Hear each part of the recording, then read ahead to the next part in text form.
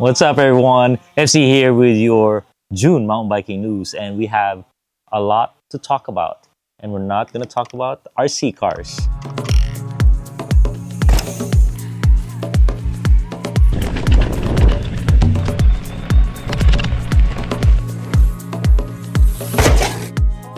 All right, hope you're doing well. RC, I don't know if you guys keep asking me if I have an RC channel, if I'm one of the RC guys. Yes, look at that logo. RC Review is my RC channel. I also have a drone channel, Drone and Tech Review, in addition to E-MTB Review. So, I just screw around, but I try to keep busy.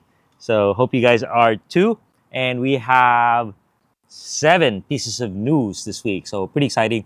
First piece of news is Crestline has produced or announced a DJI powered frame, and just frame only for now, and they're gonna sell it at the cheap price of $7,000. $7,000 gets you a frame with a shock, Vivid Ultimate Shock. Expensive, huh? So frame, shock, motor, and the motor is the DJI Avinox motor. It is the highly touted motor because it is light. It can do it all. It's and it's durable, and it's like an incredible motor from China. So what they're doing is they're saying, hey, we have our frame. I reviewed the bike here. We have a frame. It can be 160 travel, 180 travel. Has the Bosch Gen 5 CX5 motor, but now we're gonna make something. They have a limited edition, 99 copies of this bike, and it will have the Spectra edition. It's gonna have the DJI motor. They have 99 copies, $7 grand each. You have to pay up front, $7 grand. Give me your $7 grand, and then you'll get it sometime in July. The first production models are gonna come out sometime in July. I don't know, man. And then if you're late in the party, I don't know, August, September. So get in early. The big caveat with this thing is DJI is not approved for sale in the United States yet. There's no support, no nothing. You're not allowed to sell it, unless you just do it under the table. There's no authorized dealers in the USA, but they hope to have. They're setting up shop. We know the guy from Shenzhen, China. He's talking to all the local dealers, setting him up to be an AMFLO dealer, a DJI service center. So that's happening right now. I'm just shocked that they're claiming Crestline is telling all their customers that they're gonna be set up shop in June, end of June. And I go, how do you know that? Is there an official release? DJI is just such a secretive company. They don't pre-announce anything until it's ready. But this one, I feel like you gotta announce it. You gotta set up expectation, because now people are buying the bikes, ordering the bike, paying for the bikes. So I know they've interviewed or talked to a bunch of local dealers, but they're not very selective. They'll talk to anyone and everyone and sign them up, right? And so that's kind of a problem, because it's not like a Trek dealer or a Specialized dealer where they've been curated, highly curated. This is like, anyone who's willing to sign up is in. So, but I guess they're the new guys in town, so they're not too selective. So the other caveat is it's all gone. The 99 frames are all gone. Crestline is the hype machine right now. The great marketers, and there's a mystique about it, and these are gone. $7 grand a frame, all gone. But some of them have been allocated to dealers. Woodside Bikes, my local dealer, said they have some allocated to them, and the existing user base was notified early that, hey, this is coming. You guys can give me your $7 grand now, and you lock your spot in place. So sold out. Anyway, so that's pretty interesting news, right? All right, the second update is DJI has released a firmware update, and it is a major one. And what does it entail? First, the power has been increased from 800 watts to 1,000 watts. So, they had the 1,000 watt boost mode before, and I have a DJI bike in our group, and the boost mode you could hit nonstop. It wasn't like a Fatsuwa where you could do it, once in a while. This one you could hit nonstop. So I'm like, this motor is capable of 1,000 watts. So what they did is they just released the restrictor plate and said, yeah, you can have 1,000 watts if you want. They also have coast shift is compatible with access, which is when you're coasting and you're like in your lowest gear, you're not pedaling, but your speed is going up, then the DJI system can shift for you, can downshift for you. So when you pick up the pedal, you're kind of in the right gear. It's possible because they know access feeds off them, I believe, and they know what gear access is in. They also have control of the motor, so they can spin the crank, so you can shift. So magic. They have a chain saver mode to take it easy on existing chains. So DJI has a lot of torque and watts, and it's very tough on chains. They also have a bunch of options now in the app. Things like microtune and all these things. They are evolving, and really take note. This is the way they do business. They just keep inventing new features, new fixes, and they just give it to you for free. So that's how they do it with my drones. So expect the same on the e-bike Avinox side. Third piece of news is there's a new e-bike from Yeti.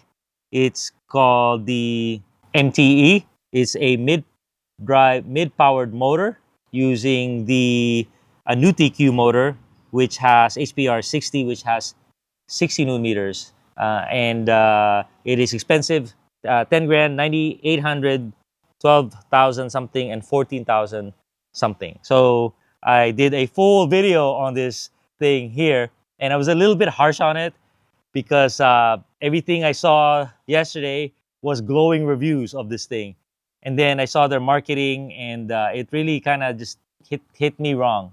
They say something guilt, something. He kept talking guilt and talent and whatnot. Like us e-bikers should be guilty, and we need bikes with talent, or we need to have talent. It's just wrong in the e-bike space to think this way. You should just give the user what they want, and really let them thrive in this environment, and really optimize this machine. But they're trying to make it kind of an analog bike with a motor. On the 14,300 model, they say it's 39 pounds, but what they did is they put a 290 watt hour battery on it. 290 watt hour, where's my extender? It's kind of like the size of the Specialized extender on a motor that's a hungry motor. This thing is not efficient, and it's now hungrier than before because they upped the torque. So what are they doing with this $14,000 bike? It'll have a range of like 2,000 feet by my calculations. Anyway, but it's cool to see him come up with new stuff. I just hope they update that 160E, that they have the full powered e-bike. Full powered is where the market is, and they do need to get on board the latest motors. If this MTE had a DJI motor, boom, they'll have like 10 times, 20 times the orders that they're gonna get for it. So you got to be early, you got to be quick, you got to anticipate the market. You can't just build what you want if you're not even an e-biker. Just build what the market wants. Number 4 news is there's this TQ motor. Like I said, HPR 50 is now HPR 60.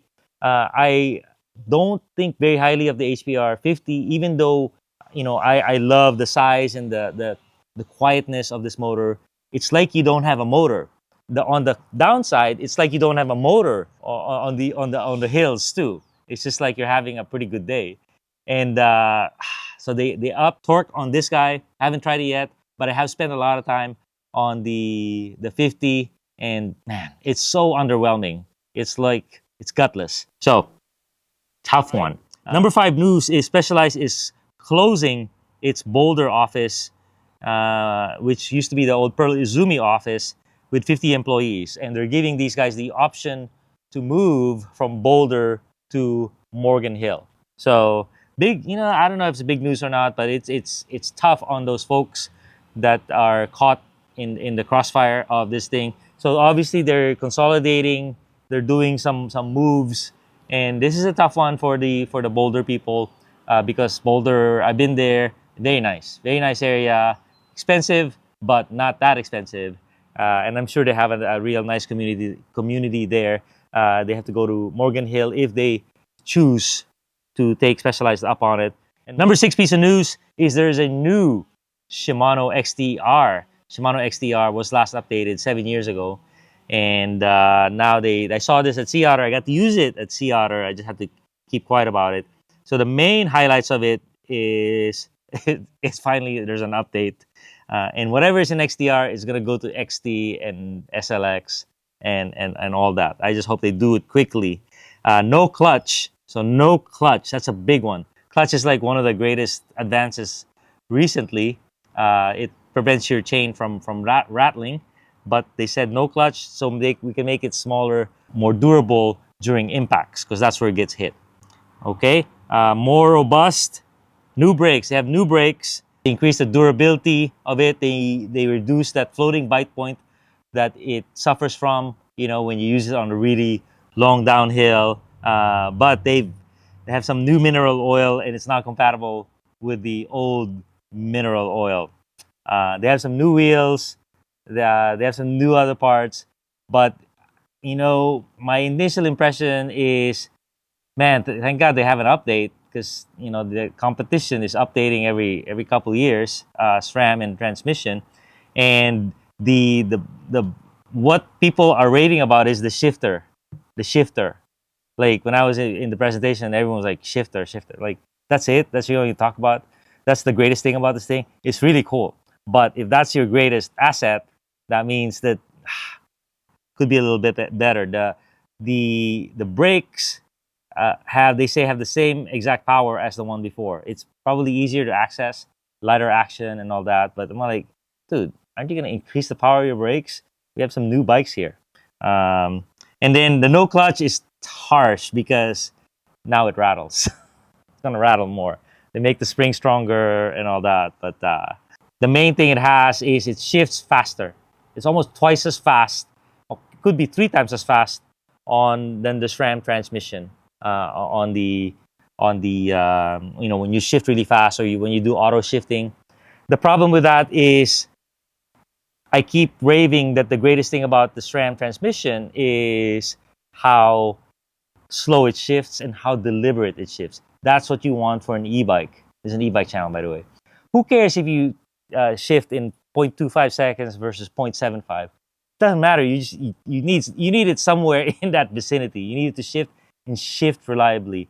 And man, that SRAM, the latest SRAM transmission, either the cable or the GX, shifts so well under power. All right, and the last update that I have is Revel Bikes. They've been rescued by their founder Adam Miller. He hired the new product guy, or the old product guy, the OG product guy and design guy. I forgot his name, but it looks like he's getting the band back together. They're gonna go consumer direct.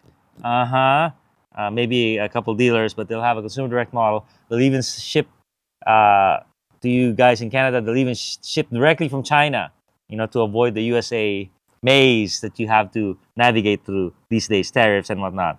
They have an e-bike that they announced at Sea Otter, so we hope to see that. That Bosch SX motor, has potential, but it needs more torque. It needs more guts. It has 55 millimeters. Put that thing at 75 millimeters, and now we're talking. And I have heard couple rumors out there that might happen to the latest hardware. All right. Thanks a ton, everybody.